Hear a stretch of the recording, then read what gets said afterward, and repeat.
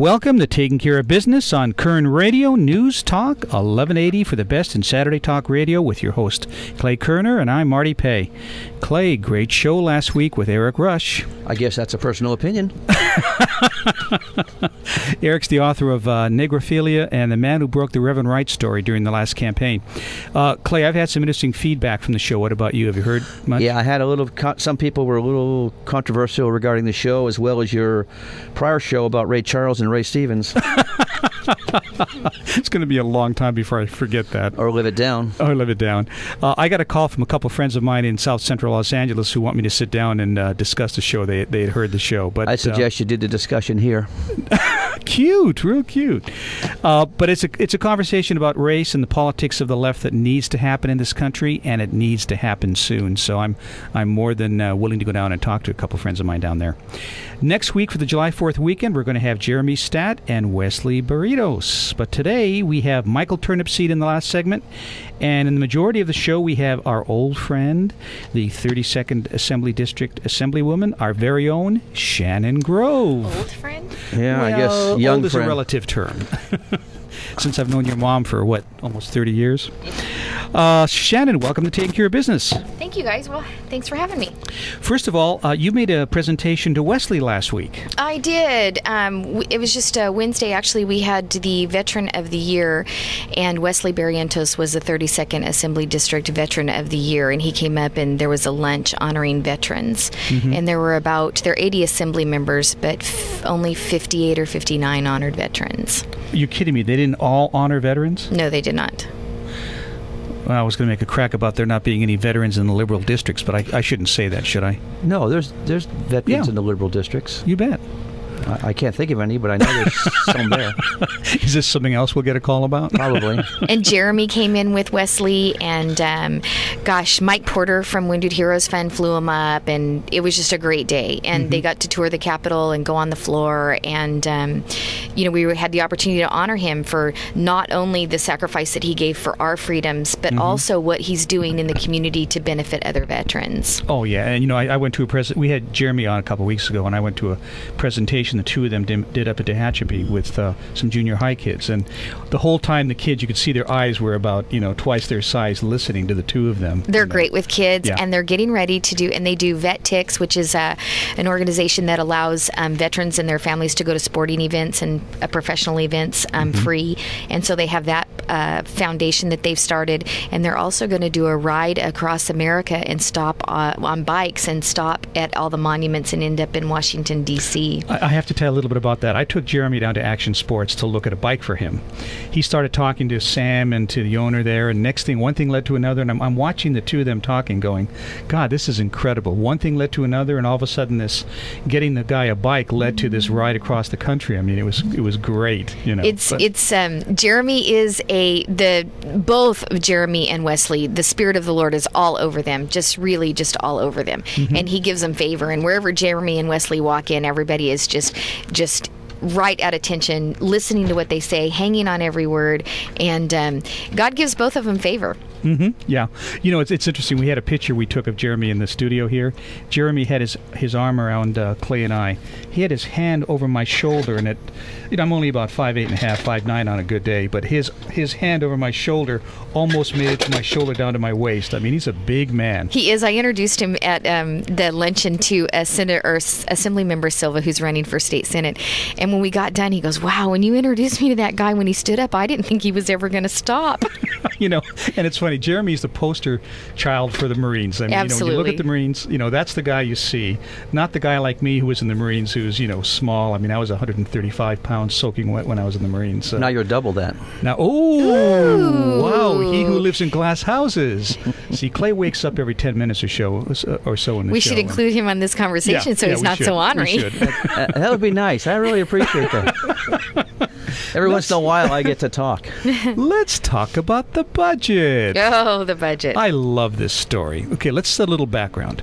So the Democrats passed this budget on the 15th, which it just so happens coincidentally they passed it on the 15th. I guess it was just coincidence, right? Oh, I'm sure it was. Yeah. Did it happen to be the day that if they didn't pass it that day, they would have lost their salary, right? Yeah, we've only been up there 6 months, and we could have been working on it that entire 6 months. But yeah, I guess they brought it forth. Yeah, what a coincidence. So, Brown vetoes it. Yes. But the Democrats still get paid. No. Well, no, if Brown vetoed it, they were still going to get paid, right? Well, they thought they were. Right. In their arrogance, they thought that just because they passed a budget, they would get paid, thinking that they were going to pull one over on the people. Right. But I applaud the controller for doing what he did. Right. Well, but at that time, though, when Brown vetoed it, they were still going to get paid until the controller said no. Yes. Okay. It should be noted the controller is also a Democrat. Yes. Yes. Yes. Yes. So the controller looks at this thing and says, "Are you serious? You know, this thing doesn't balance." So he says, "No pay, no dinero." Boom. Well, they'll file a lawsuit that'll make sure they get paid, I'm sure. Rumor has it that's exactly what they're doing. So, tell me, what's your take on Chang and the controller's office and what he did in the budget? I think what the controller did was I applaud him for doing what he did. He upheld the intent of the people with Proposition 25. The Democrats in the Assembly thought they could just pass a budget regardless of the outcome of the budget and still maintain their pay status, with the idea that, you know, kind of in their arrogance, it was stated in their arrogance, we can pass a budget, and as long as it's passed, it doesn't matter if it's signed or whatever. But in their arrogance, they passed that budget, and I like I said, I applaud the controller. I applaud the governor for vetoing it, knowing that it wasn't balanced, and I applaud the controller for halting the pay, because that's what the intent of the people was.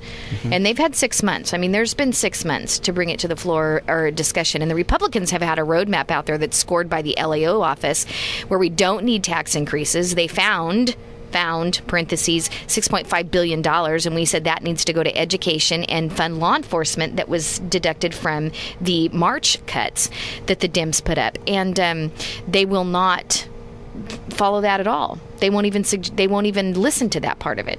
They're hell-bent on getting their $65 billion in tax increases on American hardworking families, and there's only 27 Republicans standing in their way. $65 billion. $55 billion. $55 billion.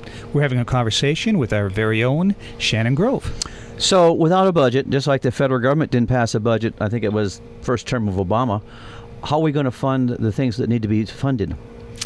Well, they'll do a delay, I'm sure. If something doesn't get taken care of by July 1st, then they'll do a delay and stop paying vendors and things like that, which is not right, because what still gets paid are the pet projects of the Dems, the unions, SEIU employees, those kinds of things still get funding. And that's just not right, that they punish the private sector who have actually been working with the state government for contracts.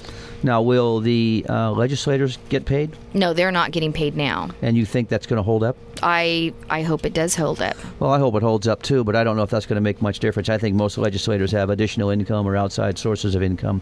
Some legislators do have outside sources of income, and really, that's the way it should be. We were built, this country was founded on a citizen legislature, and we need to be in that building part-time, $600 a month, 90 days every 2 years, and live under the rules that we create. One of the major problems that we have now is that they create all these rules not knowing how it affects the real world, and they don't have to live under those rules, because as soon as they get done with their term, they run for another office, or they get appointed to some bogus state board or commission. Roy Ashburn. With a higher salaries, $128,000 a year. That's not beneficial to the taxpayer. That we need to be in the building part-time and live under the rules that we create, and then the rules might be a little different. Is anybody other than you feel that way, Shannon? There is a gentleman. There's a couple that do. But there's no chance that anything like that would possibly happen, and we ought to follow the Texas model, I think. I believe so. Instead of it's $95,000 a year plus roughly $50,000 a year tax-free, so roughly $150,000 a year in California, and in Texas they get paid $6,000 a year, $7,000 a year. And that doesn't even take into consideration your staff, your offices, your travel, cars, all the other expenses. Yeah, I don't take the cars and stuff. But yeah, taking all of that, every benefit that you get, it doesn't take any consideration to that. So, and we looked up, and we called Ledge Council the other day, and there are several bills over the past few years that have been introduced for a part-time legislature, and they don't even leave rules. They don't even get assigned to a committee to even be heard because they don't even want the conversation to go on up there. So we've got to run a ballot initiative. The people have got to vote. It's got to be solid writing, and we've got to be able to say, 90 days. Every 2 years, that brings predictability to employers, sustainability, not worried about laws changing back and forth, and $600 a month, and they live under the rules they create. I think it's the best solution. Oh, I agree. Do you realize you made the LA Times again? Did I really? Last time you were on, we were talking about that, what you called a communist rag.